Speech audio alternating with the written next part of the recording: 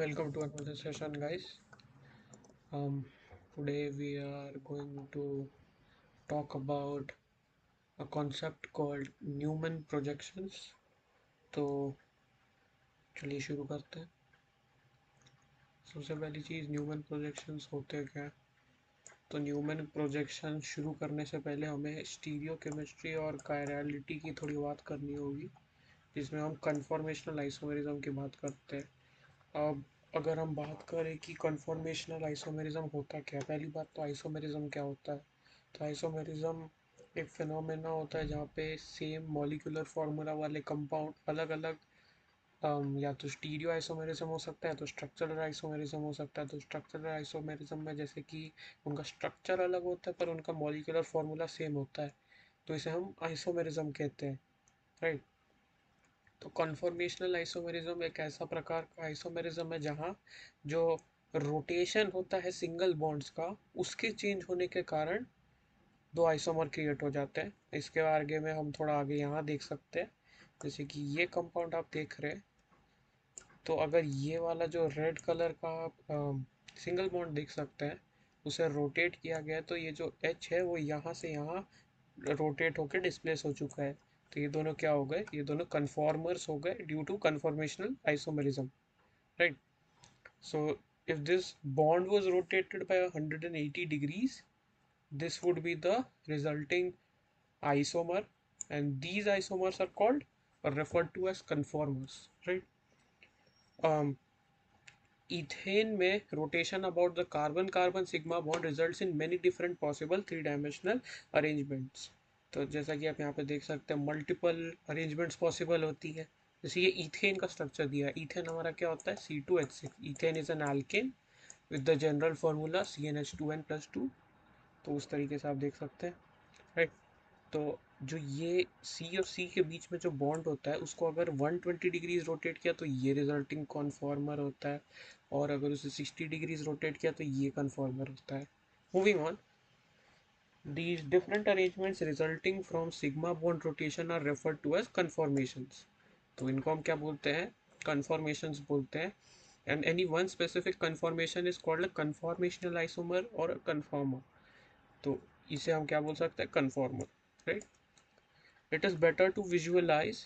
अच्छा, अब ये नॉलेज हमें मिल गया कि कन्फॉर्मेशनल आइसोमेरिज्म क्या होता है, which is basically nothing but the rotation of sigma bond से जो आइसोमर्स जनरेट होते हैं उसे हम कन्फॉर्मेशनल आइसोमेरिज्म या कन्फॉर्मर बोल सकते हैं। तो इसके बाद हम न्यूमन प्रोजेक्शन शुरू कर सकते हैं। न्यूमन प्रोजेक्शन होता क्या है, बेसिकली यही कन्फॉर्मेशनल आइसोमेरिज्म को बेटर स्टडी और विजुअलाइज करने के लिए हम एक तरीका बनाते हैं जिसे हम न्यूमन प्रोजेक्शन बोलते हैं, जिससे it is easier to understand कि एक्चुअल में क्या बॉन्ड का रोटेशन हुआ और वो उसमें चेंजेस क्या है, राइट। तो हम इसे रीड करके देखते हैं। In order to better visualize different conformations of a molecule, it is convenient to use a drawing convention. तो ये क्या है, एक ड्राइंग कन्वेंशन है for what, to visualize different conformations, right. This is called Newman projection, right? In a Newman projection, we look at lengthwise down specific bond of interest.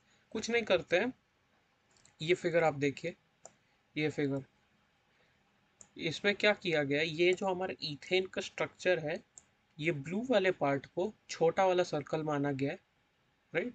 और जो बड़ा वाला सर्कल है रेड कलर का, उसे ये red वाला पार्ट माना गया है, और फिर उसके हाइड्रोजन को रिप्रेजेंट कर दिया गया। सो एसेंशियली ये जो छोटा मतलब बाहर का सर्कल है, दिस इज दिस वाला part of the ethane bond, and this is the single bond that is joining them, right.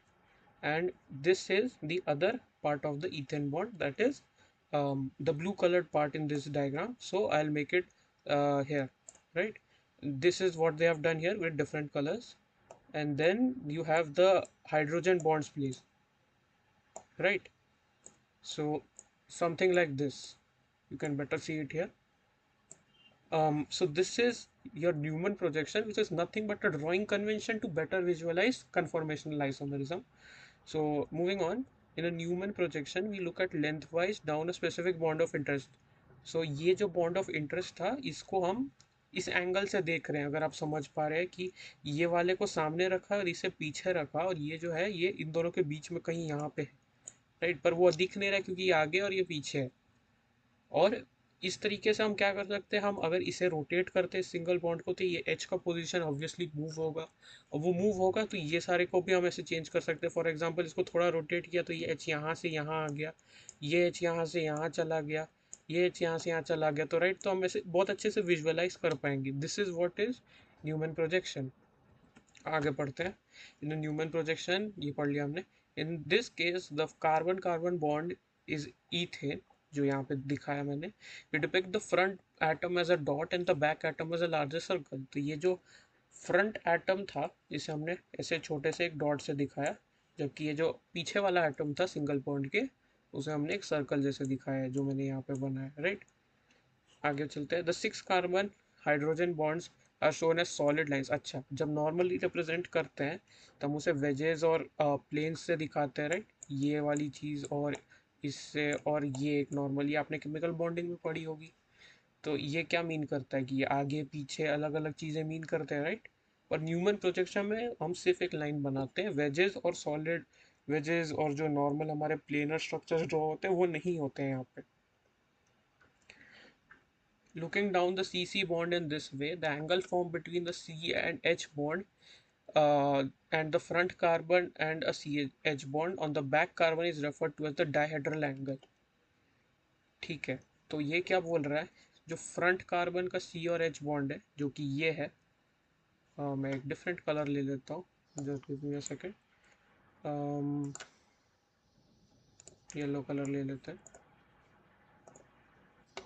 तो ये जो C और H बॉन्ड है, अगर आप येलो देख पा रहे हैं, और ये जो सी एंड एच बॉन्ड है, मतलब पहली बार आपने बैक वाले का लिया और दूसरी बार में आपने बीच वाले का लिया, तो ये जो दोनों सी और एच बॉन्ड है, अगर आप इनको देखते हैं तो इनके बीच का जो ये एंगल बन रहा है, इसे हम क्या बोलते हैं, डाईहेड्रल एंगल बोलते हैं। डाईहेड्रल एंगल बोलते हैं। अच्छा, अब इसमें टाइप्स होते हैं, जो इथेन के अलग अलग कन्फॉर्मर्स बनते हैं उसमें टाइप्स होते हैं। तो the lowest energy form of ethane shown in figure above is called staggered conformation। तो जिस कन्फॉर्मेशन में ईथेन के सबसे कम एनर्जी पाई जाती है उसे हम स्टैगर्ड कन्फॉर्मेशन बोलते हैं। और डायहाइड्रल एंगल्स इसमें सब के सब क्या होते हैं, 60 डिग्रीज होते हैं, विच एसेंशियली मीन्स कि इसके बीच में और इसके बीच में जो एंगल होता है उसको 60 डिग्रीज बोलते हैं। ये देख सकते हैं आप स्ट्रक्चर, ये देखिए, this is 60 degrees, this is what your staggered conformation of ethane. और दूसरा होता है कि जब हम इस 60 वाले को और 60 घुमा दें तो एक स्टेट मिलता है हमें जिसमें हाईएस्ट एनर्जी होती है, जिसको हम बोलते हैं एक्लिस्ट कन्फॉर्मेशंस, 60 डिग्री क्लॉकवाइज घुमाने पे। अब यहाँ पे क्या होता है कि आपने पहले 60 डिग्रीज को इधर घुमाया, अब इसको क्लॉकवाइज घुमा के वापस ले आए, या यहाँ से यहाँ आ जाए, राइट। क्लॉकवाइज घुमाते हैं, ये आपका क्लॉकवाइज होता है, राइट। और ये आपका एंटी क्लॉकवाइज होता है या काउंटर क्लॉकवाइज होता है। तो आपने 60 घुमा के लाया, तो एसेंशियली क्या होगा, ये जो न्यूमन प्रोजेक्शन है इसको हम यहाँ पे थोड़ा ड्रॉ कर लेते हैं फॉर बेटर अंडरस्टैंडिंग।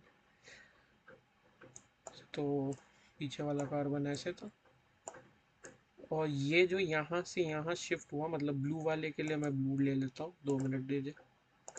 तो मैंने ब्लू, सॉरी, तो ब्लू वाला को, ये आपका आगे वाला कार्बन हो गया। तो ये जो यहाँ पे था इसे हम और 60 डिग्री शिफ्ट करके कुछ यहाँ पे ले आते हैं, मतलब ये एक्चुअली इसके ऊपर सुपर इम्पोज्ड है, बट 2D में समझने के लिए मैं उसको थोड़ा सा साइड में बना रहा हूँ ताकि हमें समझ में आए। तो एसेंशियली अभी इन दोनों के बीच का जो डायहेड्रल एंगल है वो 0 डिग्रीज है। तो इसमें क्या इसको बोलते हैं, एक्लिप्स्ड फॉर्मेशन बोलते हैं। और एक्लिप्स्ड फॉर्मेशन में जो इनका एनर्जी होता है वो मैक्सिमम होता है, जो कि आप इधर देख सकते हैं। इन्होंने भी थोड़ा डिस्टेंस छोड़ा है टू शो अस कि वो एक्चुअल 2D में हम नहीं देख सकते, राइट, कि वो सुपर इम्पोज्ड है। तो this is your dihedral formation. तो ये होता है आपका न्यूमैन प्रोजेक्शन। ये जो हम स्ट्रक्चर ड्रॉ करते हैं with your small dot for your front atom and a bigger circle for the back atom, and then you can attach whatever um, substituents are there or whatever kind of things are attached.